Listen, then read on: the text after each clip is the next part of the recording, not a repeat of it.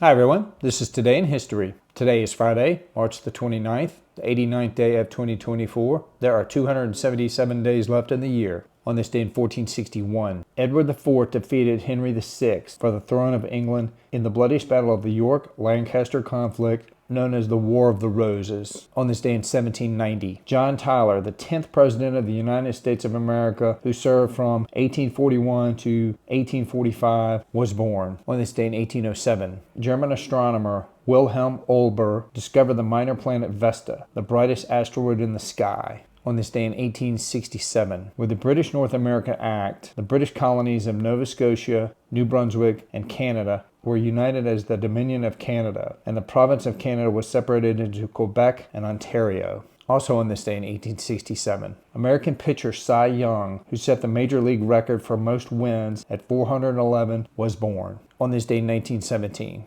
Man o' War, perhaps the most famous American thoroughbred in 20th century horse racing, was foaled. On this day in 1818, retail magnate Sam Walton, one of the wealthiest individuals in American history and the founder of Walmart, was born.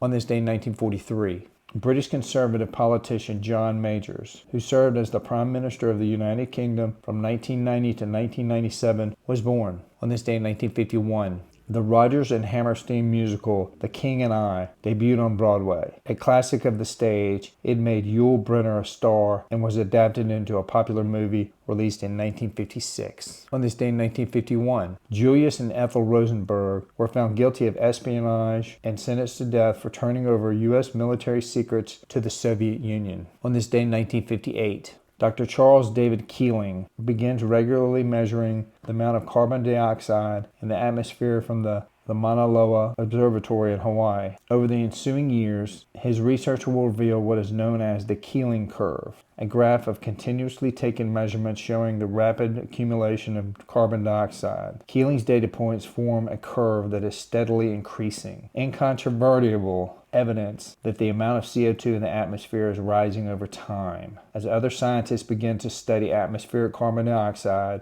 a greenhouse gas, a consensus emerged that levels were rising to problematic levels. The recognition of this fact, made possible by Keeling, was one of the earliest and most important steps in mankind's awakening to the reality of climate change. They were talking about climate change in 1958. Wake up, folks.